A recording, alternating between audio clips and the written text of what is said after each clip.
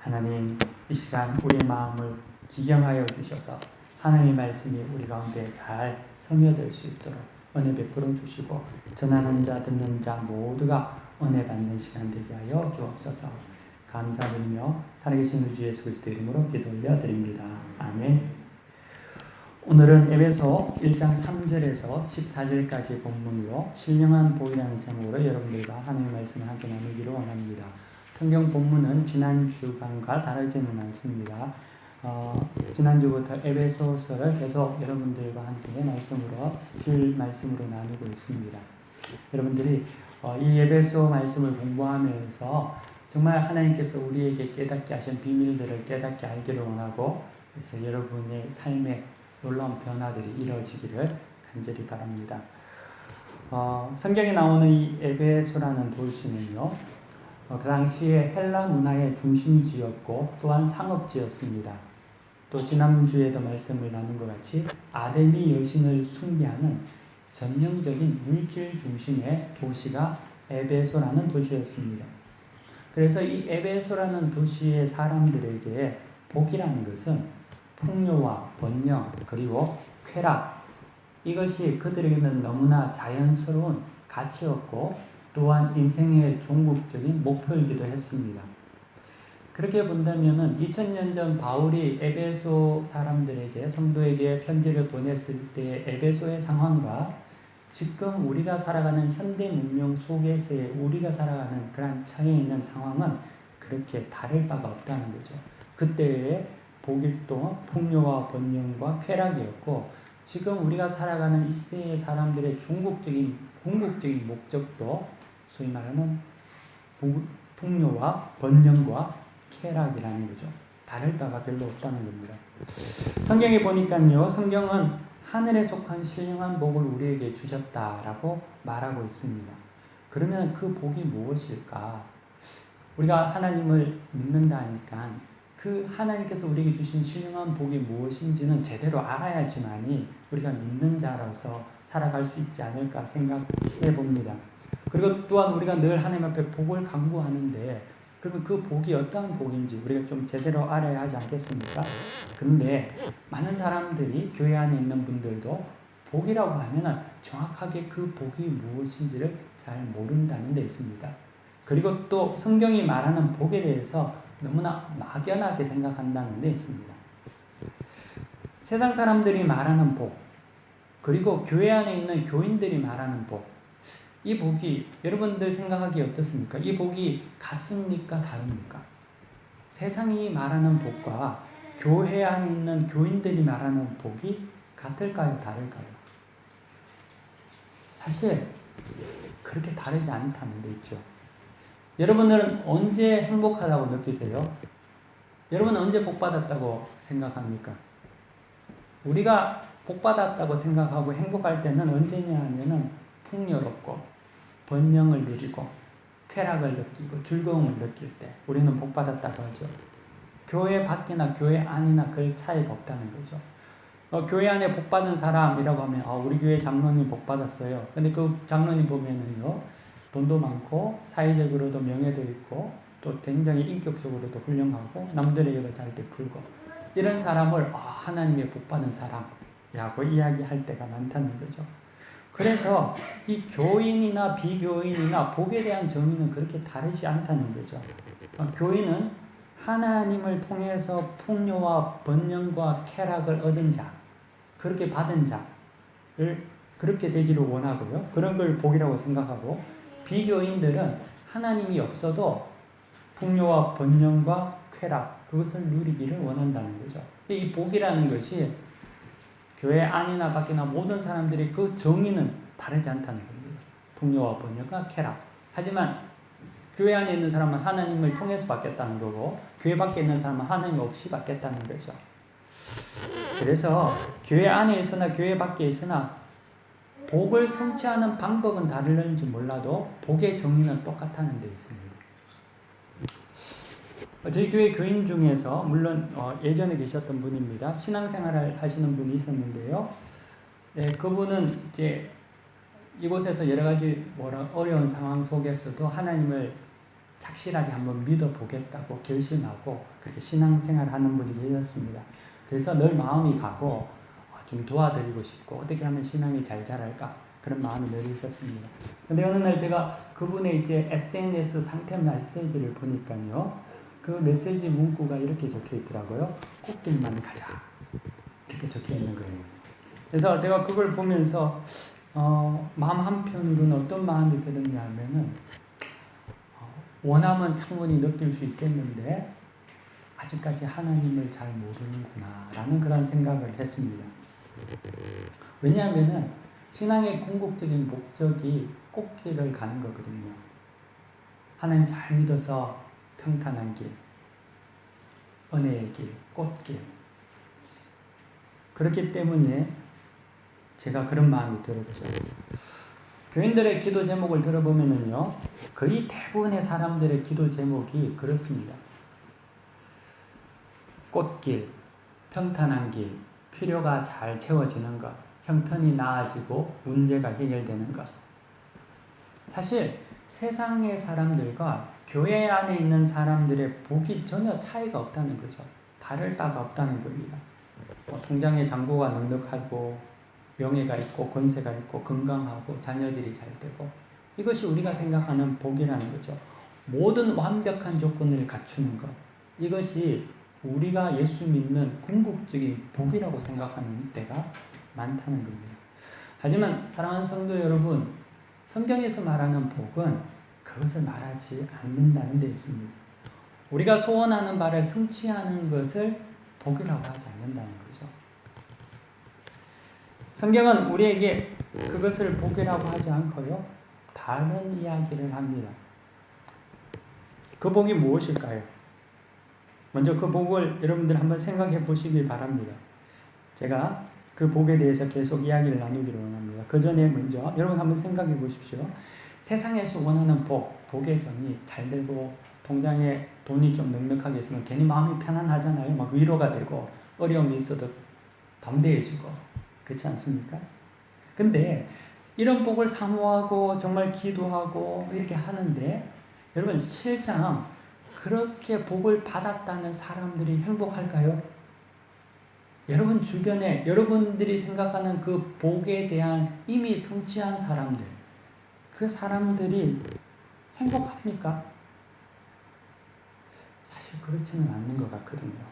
어쩌면은 그들은 더 불안해하고 염려하고 근심과 걱정이 많습니다. 제가 아는 집사님 중에 여자 집사님 남편 부분 되시는 분이 한국에서 대기업의 소위 말하는 간부의 직책에 있습니다. 잘 나가는 분이죠. 근데 그분이랑 이제 이야기를 나누면서 어떤 이야기를 들었냐면은 자기 남편이 원래 그 중직에 올라가지 않았을 때는 그냥 회사 생활을 즐겁고 재밌게 했다라는 겁니다. 열심히 했는데 그 중직에 올라가고 난 다음부터는 회사 생활이 기쁨이 아니라 항상 걱정과 근심과 염려와 그 자리에서 혹시 떨어질까봐 그런 어떤 염려가 너무나 많다는 거죠. 사실 그곳이 복받은 자리라고 생각했는데 설령 그곳에 올라가 보니까 그게 복받은 자리가 아니라 도리어 고난이고 근심의 자리였다는 것을 제가 들은 적이 있습니다. 마태복음 19장에 보면은요, 어떤 사람이 예수님을 찾아와서 묻습니다. 선생님, 제가 무슨 일을 해야지만이 영생을 얻을 수 있습니까? 라고 묻습니다. 복음서를 종합해서 보면은 그 어떤 사람은 젊은 청년이었고요. 또 그에 대해서 부자라고 이야기합니다. 또 누가는 그를 관리라고 말하고 있습니다. 젊은 청년인데요. 부자기도 하고요. 동시에 또한 정부의 일을 하는 관리라는 거죠. 뭐 세상적으로 보면은 그 당시 유대 사회에서는 하나님의 복을 받은 대표적인 사람이 그 젊은 부자 관원이라는 거죠. 근데 우리가 보기에는 그는 어느 하나 부족할 것 없는 그러한 사람인 것 같이 보이는데 모든 기도 제목을 성취한 사람 아닙니까? 하지만 그가 행복했습니까? 아니죠. 그는 공고했습니다. 그는 답답했다는 거죠. 아무리 많은 것을 자기가 채웠지만 해결할 수 없는 갈급함이 있었죠. 그래서 예수님 앞에 나온 거 아닙니까? 주여, 선생님 어떻게 하면 내가 영생을 얻을 수 있습니까? 그 속에 지독한 공고와 공허가 있었다는 겁니다. 그 풍성함 속에도 갈급함이 있었다는 거죠. 이 말인즉 복은 그게 복이 아니라는 거죠. 우리가 생각하는 세상에서 말하는 그 복이 복이 아니라는 거예요. 허상일지 모른다는 거죠. 여러분 성경 본문 오늘 보십시오. 3절부터 찬송하리로다. 하나님 곧 우리 주 예수 그리스도의 아버지께서 그리스도 안에서 하늘에 속한 모든 신령한 복을 우리에게 주시되 곧 창세전에 그리스도 안에서 우리를 택하사 우리로 사랑 안에서 그 앞에 거룩하고 흠이 없게 하시려고 그 기쁘신 뜻대로 우리를 예정하사 예수 그리스도로 말미암아 자기의 아들들이 되게 하셨으니 이는 그가 사랑하시는 자 안에서 우리에게 거저 주시는 바 그의 은혜의 영광을 찬송하게 하려는 것이라. 우리는 그리스도 안에서 그의 은혜의 풍성함을 따라 그의 피로 말미암아 속량 곧 죄 사함을 받았느니라. 아멘. 하나님께서 우리에게 주시는 복은요, 우리가 생각하는 그 복이 아니라 그것은 창세전에 그리스도 안에서 여러분들을 택하시고요. 그리고 여러분을 거룩하고 흠이 없게 하시려고 예수 그리스도로 말미암아 자기의 아들들이 되게 하신 것이죠. 그 은혜죠. 그 은혜로 즉 우리가 예수 안에서 죄 사함을 받은 것, 이것을 복이라고 이야기하고 있다. 죄 사함, 이것이 소위 말하는 성경에서 우리에게 알려주는 가장 귀한 신령한 복이라는 것입니다. 여러분은 하나님께서 주신 가장 귀한 복, 죄 사함의 은혜를 여러분들이 받으셨습니다. 행복하죠? 너무나 기쁘지 않습니까? 감동적이죠? 근데 얼굴을 보니까 전혀 감동적이지도 않고 왜 저런 소리 하나 생각하고 단돈 10만 원만 줘도 내가 감사하면서 감격할 텐데 무슨 죄사함은 예수 믿으면서 다 받았는데. 그래서 우리는 왜냐하면 이 하나님께서 우리에게 주신 이 신령한 복, 죄사함이 복인 줄 모른다는 거죠. 우리는 이 말 들으면은요, 수긍이 되지 않는 건 아니에요. 뭐 교회를 다니다 보니까 수긍은 되는데 그렇다고 해서 그게 감격적이냐, 감동적이냐, 그렇지 않다는 거죠. 머리로는 그냥 이해가 돼요. 아, 제사함이 신령한 복이구나, 하나님께서 우리에게 주신 복이구나 생각은 돼요. 하지만 한참 여러분들이 기대하면서 정말 하나님께서 우리에게 주신 신령한 복이 뭘까 하다가 하나님께서 여러분들에게 제사함의 복을 주셨습니다 하면 갑자기 김이 팍 꺼지면서 그게 뭔데? 라는 생각이 든다는 거죠. 여기 제사함 안 받은 사람 누가 있습니까? 다 제사함 받았죠. 나한테 효력이 있는 것이 아니고 복이라고 해서 천국도 영생도 아니고 제사함 받았다고 해서 여러분들이 갑자기 지금 밥이 나오는 것도 아니고 여행 중에 누가 호텔을 하룻밤 재워줄 것도 아니고 아무것도 아니란 말이죠. 사업을 번성케 해주는 것도 아니죠. 우리에게는요, 이 복이라고 생각하면은 좀 짜릿한 걸 원합니다. 돈, 명예, 평안, 성취, 성공, 합격, 더 나은 삶, 존경받으면서 나보다 못한 사람을 도와줄 수 있는 그런 지위, 그런 상태, 이것이 우리에게는 복이죠. 하지만 죄사함이라고 하는 답답한 거, 너무나 식상하고 교리적이죠. 왜 그럴까? 왜 그럴까요? 왜냐하면 이유는 단 한 가지, 우리는 교회에 앉아있지만 하나님을 모르기 때문에 그렇습니다. 이 제사함의 은혜가 얼마나 큰지를 모르기 때문에 그렇죠. 우리는 이 신령한 복을 이해할 수 없을 정도로 철저하게 어두워져 있다는 반증이기도 합니다. 그래서 이 제사함이 얼마나 큰 은혜인지도 우리는 잘 감지하지 못한다는 거죠. 깨닫지 못한다는 거죠. 제사함이 없이는 우리에게 희망도 없고 또 소망도 없고 무의미하다는 것을 잘 모른다는 거죠. 여러분, 이 죄사함은요, 우리가 죄를 사함 받았기 때문에 하나님과 연합할 수 있습니다. 우리가 죄가 있으면은 하나님이 우리와 함께 동행하지 못합니다. 여러분이 하나님과 동행하면 여러분이 있든지 없든지 잘났든지 못났든지 여러분이 능력이 있든지 없든지 여러분은 천국의 삶을 경험하며 살 수 있습니다. 제가 오늘 기도회 때 부를 찬양이 하나 있습니다. 예전에 어느 날 갑자기 오늘 아침에 그 찬양이 머리에서 번뜩 떠올랐어요. 초가상간도 나는 만족하네. 이 찬양 아세요? 초가상간도 나는 만족하네. 값진 재물도 내겐 없지만 어떻게 초가상간도 나는 만족할 수 있을까요? 죄사함의 복, 하나님과 동행하는 복을 누린 자는 어떠한 환경과 조건 속에서도 천국을 경험하게 되어 있습니다. 여러분 천국을 경험하고 삽니까 지금? 여러분 아무리 가지고 있는데도 벌면 벌수록 채우면 채울수록 갈급합니까? 아직까지 하나님을 잘 못 본 겁니다.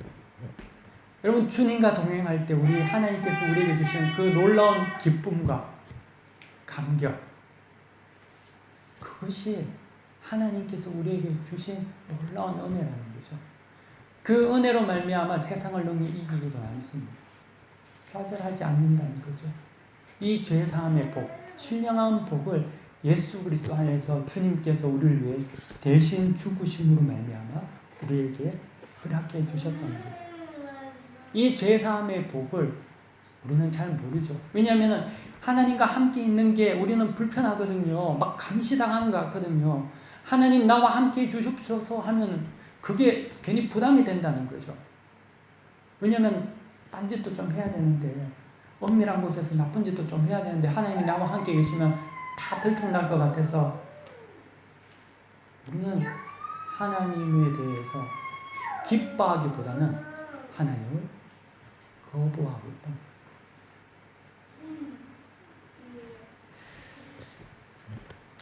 아무리 좋은 진주를 돼지에게 주면 뭐 할까요? 왜냐하면 깔아뭉개버리죠. 여러분 3살 된 아이에게 100만 원짜리 수표를 빼앗는 아주 단순한 간단한 방법이 있습니다. 그건 뭐냐면 100원짜리 눈깔사탕 하나 사가지고 주면은 100만 원 그냥 뺏을 수 있는 거예요. 왜 그렇습니까? 가치를 모르기 때문에 그렇죠.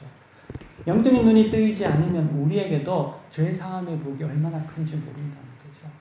여러분 하나님이 내 속에, 주님이 내 안에 들어와 계셔서 우리의 죄를 사하시고 내가 죄인인 것을 깨닫고 그분의 은혜로 말미암아 내가 산다는 것을 깨달아 알게 된다면, 그 은혜를 깨닫고 우리가 그것을 진심으로 받아들이면요, 돈 때문에 싸우지 않습니다.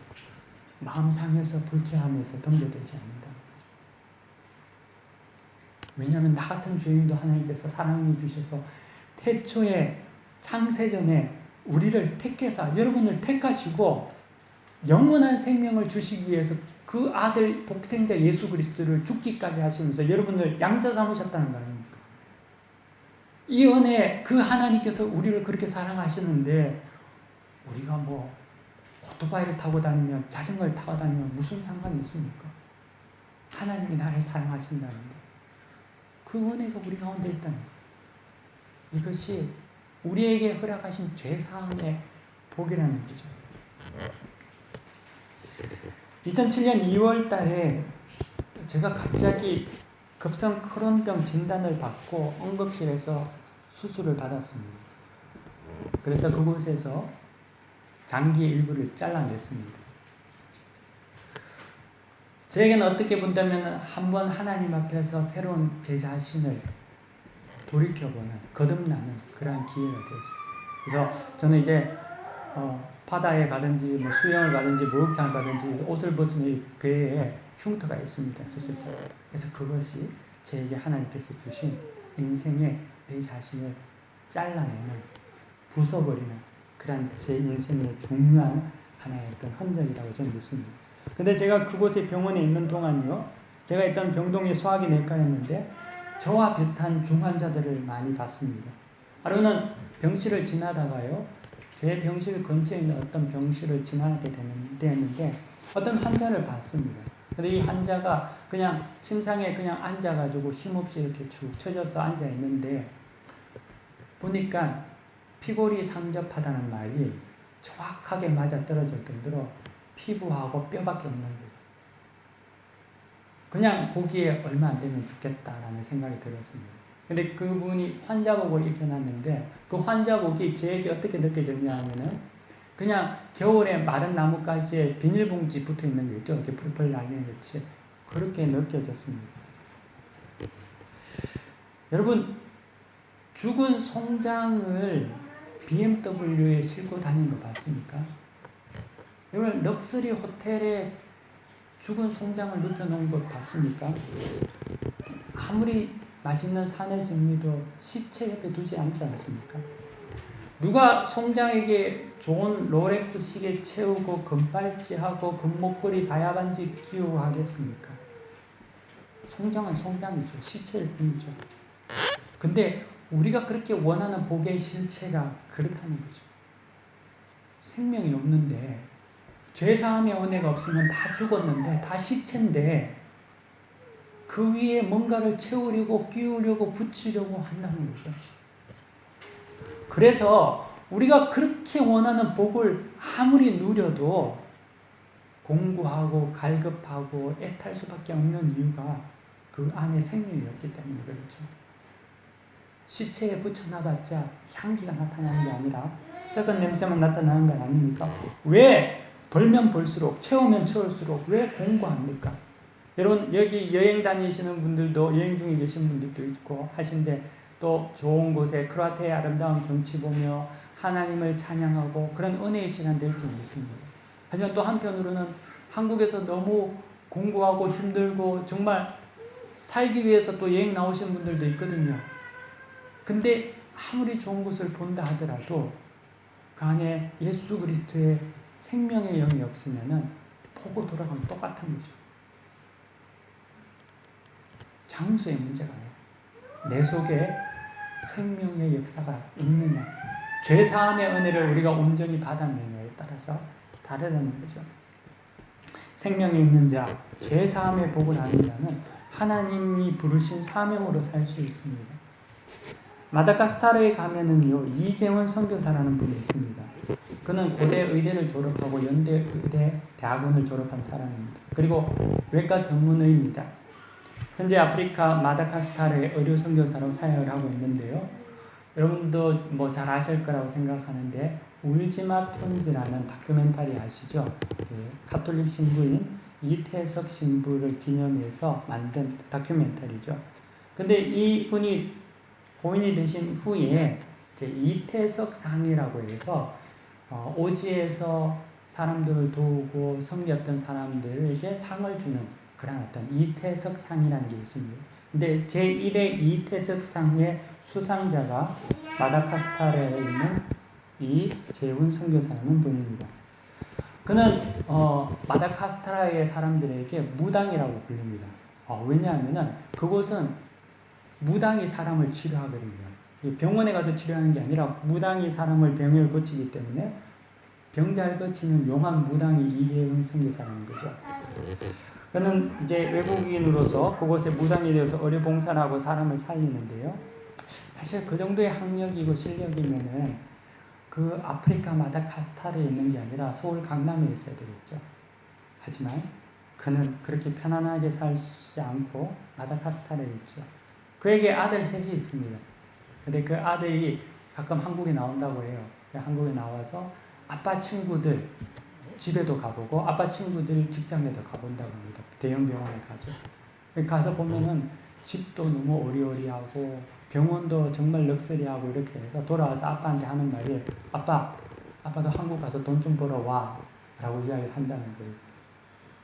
근데 그는 자기가 어디에 있어야 하는지를 알고 그곳에서 묵묵히 지금까지 사역하고 있습니다. 여러분 세상에서 보면 그같이 바보 등신이 어디 있습니까? 그 실력으로 그 능력으로 자기가 좋은 직업 가져서 잘 살면 되지. 그렇지 않을까요? 그런데 왜 그가 그렇게 살아갈까? 바보 병신이기 때문에 그런 게 아니라 그는 죄사함의 은혜를 하는 자이기 때문에 그렇습니다. 하나님의 복이 무엇인지를 아는 자, 하늘에 속한 신령한 복을 아는 자이기 때문에 그렇다는 거죠. 자신이 가진 직업, 환경, 재산, 능력이 하나님께로 온 것인 것을 알기 때문에 그렇죠. 근데 반면에 자기가 받은 모든 것들이 풍요하고 풍성함에도 불구하고 더 얻지 못해서 날마다 고민하고 괴로워하고 원망하고 살아가는 자들이 얼마나 많지 않습니까? 이재훈 선교사랑 비교해 본다면은 그들은 얼마나 많은 신령한 은혜를 누렸음에도 불구하고 그것을 깨닫지 못하고 살아가는 자들 아닙니까? 예수를 안다 하지만 예수를 알까요? 모르죠. 하나님을 믿는다 하지만 진정 하나님을 믿는 걸까요? 아닙니다. 바울은 이를 비밀이라고 했습니다. 오늘 성경에 보면은요, 9절에 그 뜻의 비밀을 우리에게 알리신 것이요 라고 이야기합니다. 바울은 이것을 비밀이라고 한다는 거죠. 비밀이 뭡니까? 아는 자는 알고 모르는 자는 모르는 거죠. 그래야지 비밀이 성립되는 것 아닙니까? 다 알면 비밀이 안 되고 다 모르면 비밀이 안 되지 않습니까? 비밀이라는 것은 아는 자는 알고 모르는 자는 모른다는 거죠. 이 비밀을 오늘 에베소 교인들에게 바울은 알려주고 싶어 했다는 거죠. 이 강단에서 오늘 제가 여러분들에게 알려주고 싶어 한 이 비밀이 그 바울이 전하고 싶어 했던 비밀이라는 겁니다. 바울도요, 과거 이 비밀을 몰랐습니다. 자기는 의로운 사람인 줄 알았죠. 자기는 하나님을 잘 믿는 사람이라고 생각했습니다. 나쁜 사람이라고 생각하지 않아요. 자기는 어느 정도 괜찮고 가말리엘 수하에서 교육도 받고 인격적으로도 훌륭하고 하나님 율법에 대해서도 열심히 믿고 그렇기 때문에 어느 정도 괜찮다고 생각했죠. 우리하고 똑같이 여러분들도 어느 정도 괜찮다고 생각하지 않습니까? 나는 그래도 손해보고 사는 사람이야. 남에게 손해 끼치지 않고 사는 사람이야. 라고 여러분 생각할지 모르죠. 하지만 바울이 예수님을 만나는 그 순간 자기의 죄의 실체를 보게 됩니다. 자기가 죄인 중에 괴수라는 것을 알게 된다는 거죠. 그리고 자기 속에 있는 육신의 정욕, 안목의 정욕, 이생의 자랑으로 똘똘 뭉쳐져 있는 그 자기 자신을 보게 됩니다. 그가 예수 믿는 사람을 잡아 핍박했기 때문에 자기가 죄인 중에 괴수가 아니라 그는 자기 인생의 모든 것이 잘못됐다는 것을 철저한 죄인이라는 것을 깨달아 알았습니다. 하나님 앞에서 전혀 가망 없고 희망 없는 존재라는 것을 너무나 확실하게 알게 되었던 거죠. 예수 믿으면 그렇게 되는 겁니다. 예수 믿으면 내가 죄인이라는 것을 알게 된다는 거죠. 예수 믿었는데도 여전히 내가 죄인인 것을 모르고 예수 믿었는데도 내가 어느 정도 괜찮다고 생각한다면 아직까지 예수님 모르는 겁니다. 제가 어릴 때 수련회를 가면은요, 수련회 마지막 날 항상 하는 게 있습니다. 그게 뭐냐면은 십자가에다가 자기 기도 제목 써서 붙이고 태우는 거죠. 그리고 또 한 가지 한 게 더 있습니다. 그게 뭐냐면은 요즘에는 그거 안 하는 것 같아요. 관을 만들어서 관 속에 들어가는 거예요. 그래서 관 속에 들어가서 잠시 문 닫고 기도하고 나오는 거예요. 그게 뭡니까? 그때는 잘 몰랐는데 지금 나이가 들어서 생각해 보니까 죽었다는 거거든요. 내가 죄인이라는 것을 인정하는 거거든요. 죽을 수밖에 없는 죄인이라는 것을. 근데 그 죄를 예수님께서 사해 주셨다는 거예요. 하나님께서 그것을 온전히 정결하게 다 용서하셨다는 거죠. 우리가 이 사실을, 이 비밀을, 이 죄사함의 비밀을 하나님의 복에 대해서 잘 모르기 때문에, 깨닫지 못했기 때문에, 그렇기 때문에 우리는 여전히 복이라고 하면은 번영과 풍요와 쾌락을 사모합니다. 그렇기 때문에 감사가 없다는 거죠. 우리가 이런 상태라면은 아직까지 우리가 예수님을 잘 모르는 겁니다. 내 구주로 믿는 것이 아니라는 거죠. 그거는 예수를 머리로 믿는 거죠. 머리로 예수를 믿으면은요, 천국은 소원합니다. 예수의 믿음은 내 심장으로, 마음으로, 심령으로 믿고요, 삶을 통해서 믿는 겁니다. 머리로 믿는 신앙은 또한 신앙의 변화가 없습니다. 거듭나는 역사가 없다는 거죠. 우리가 예수를 믿어도 삶의 변화가 없다면은 그것은 여전히 정상이 아니라는 거죠. 비정상입니다. 우리는 예수 믿고 사람이 변하면 대단한, 김 집사가 예수 믿더니만 술 끊고 담배 끊고 변했어, 대단한 것을 이렇게 하지만 그게 대단한 게 아니라 그게 정상이고 안 변하는 게 비정상 아닙니까? 근데 예수를 믿어도 안 변하거든요. 아무리 예수를 믿어도 자기 성질이 안 바뀐단 말이죠. 아무리 예수를 믿어도 자기는 절대 하나님 말씀에 순종하고 복종 못한단 말이죠. 그런데 예수를 믿는다고 하면은 철저하게 우리는 속고 있는 겁니다. 우리는 사단에게 속고 있는 거죠. 하나님의 복, 죄사함을 깨달은 자는 심령에서부터 변화가 일어난다. 왜 우리가 죄인임을 알게 될 때 꼬꾸라지면서 웁니까? 여러분 그런 경험 해봤습니까? 내가 죄인인 것을 내가 깨달아 알았을 때 하나님 앞에서 눈물이 홍수같이 쏟아나서 멈출 수가 없었던 그런 경험이 있습니까? 그런 경험 없이 하나님을 만났다고 할 수 있을까요? 내가 죄인인 걸 알까요? 그냥 머리로는 내가 죄인이야. 맞아, 내가 죄인이야. 그렇죠. 하나님의 뜻이 무엇인지도 하나님의 인도하심이 뭔지도 모른다는 겁니다. 교회에 나오는 자는 많은데 다 예수 믿는다고 하는 사람들은 많은데 삶이 변화되지 않습니다. 왜 그럴까요? 왜? 아직까지 예수를 모르기 때문에 그렇습니다. 하나님의 은혜를 사모해야 된다. 하나님, 내가 변화되기 원합니다. 하나님 정말 잘 알고 싶습니다. 천국을 주신 하나님, 그 하나님과 내 교제하고 싶습니다. 그래서 사망의 엄청난 골짜기를 지날 때에도 내 마음속에 하나님으로 말미암아 평안을 누릴 수 있는 그 은혜가 우리한테 있어야 되는데 이것은 하나도 없고 조금만 올라가면 교만하고 조금만 떨어지면 낙심하고 종잡을 수가 없고 원하는 복이란 세상의 사람하고 다를 바가 하나도 없는 그런 복만 항상 구하고 그렇기 때문에 하나님이 우리를 사용하시려고 해도 사용하지 못하는 그런 그릇이 되고 만다는 거죠. 요한계시록 3장 1절에 보면은요, 4대 교회에 예수님이 하시는 말씀이 있습니다. 이렇게 예수님이 말씀하십니다. 내가 내 행위를 아노니 내가 살았다 하는 이름은 가졌으나 죽은 자로다. 내가 살았다 하는 이름은 가졌지만 죽었다. 주님 이렇게 얼마나 무섭게 말하고 있지 않습니까? 여러분 예수를 믿고 여러분 삶의 변화가 없다는 것은 죽었다는 겁니다. 말은 살아있다고 하지만 여러분 죽었다는 거예요. 실상은 죽었다는 거죠. 변화. 하나님은 우리에게 예수 믿을 때 주시는 선물로 우리에게 이 은혜를 주셨다는 거죠. 주님은 나더러 주여 주여 하는 자마다 다 천국에 갈 것이 아니라고 하셨습니다. 가볍게 듣고 넘겨갈 것이 아니라는 거죠. 이 신령한 비밀을 우리가 알아야 한다는 거죠. 사랑하는 성도 여러분, 주님으로 말미암아 주님 안에서 여러분들이 다시금 하나님과 관계를 정리하시고 회복하시기를 바랍니다.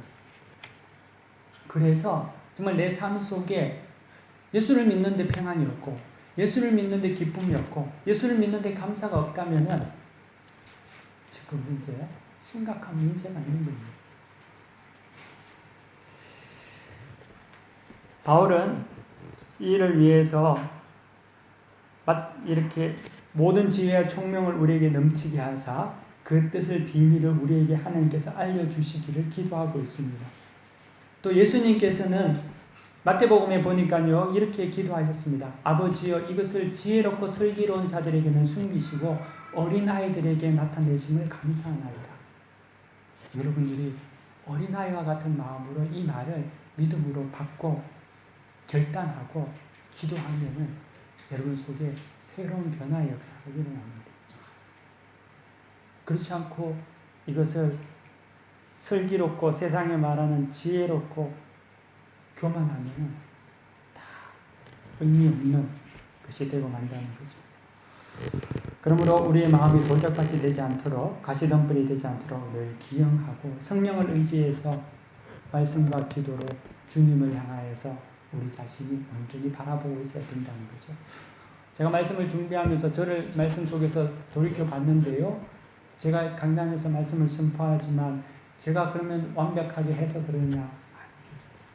저도 저 자신을 돌이보면 죄인 중에 괴수, 지옥에도 지옥이 몇 층까지 있는지 모르겠지만 제일 밑층 지하실에 갈 수밖에 없는 그런 죄인인지 또다시 깨닫습니다.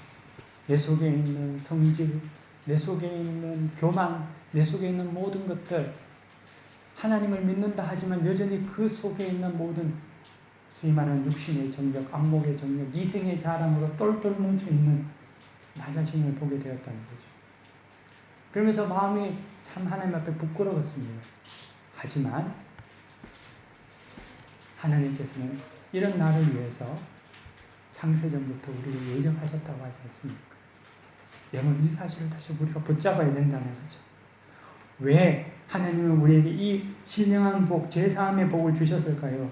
성경의 12절에 보면 이렇게 적혀 있습니다. 이는 우리가 그리스도 안에서 전부터 바라던 그의 영광에 찬송이 되게 하려 하심. 하나님의 영광에 찬송이 되게 만들기 위해서 우리에게 이 죄사함의 은혜를 주셨다는 거죠.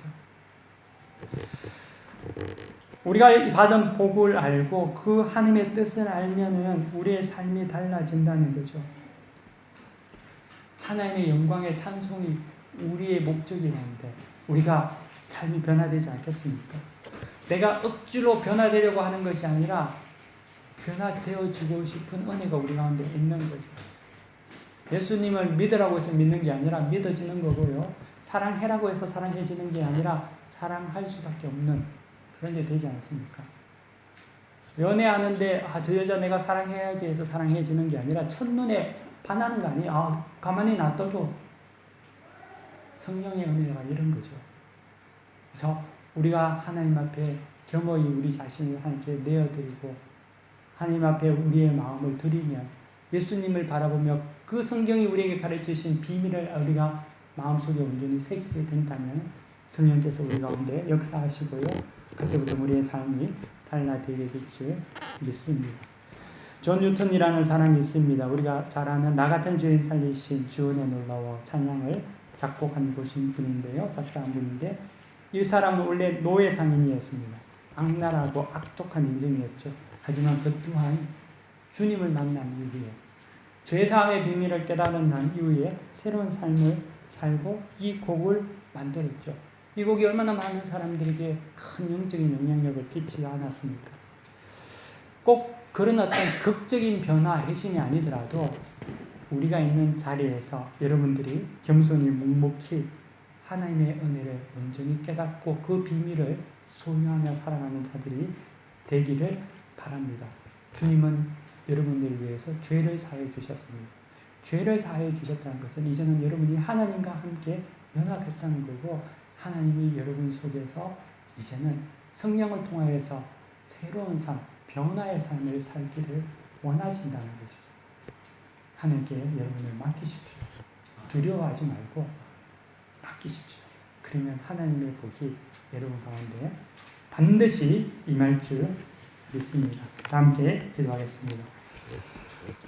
살리셔서 역사하시는 하나님, 우리에게 죄사함의 은혜를 허락하여 주시고 죽을 수밖에 없는 희망 없고 가망이 전혀 없는 우리를 사랑하시고 태초부터 우리를 예정하셔서 양자 삼아 주신 것 감사합니다. 하나님, 이 비밀을 우리가 잘 알아서 이제는 하나님께서 원하시는 목적을 따라 살기를 원합니다. 우리는 연약하고 부족하지만 우리 자신을 맡겨드리오니 하나님, 우리를 사용하여 주시고 받아 주옵소서.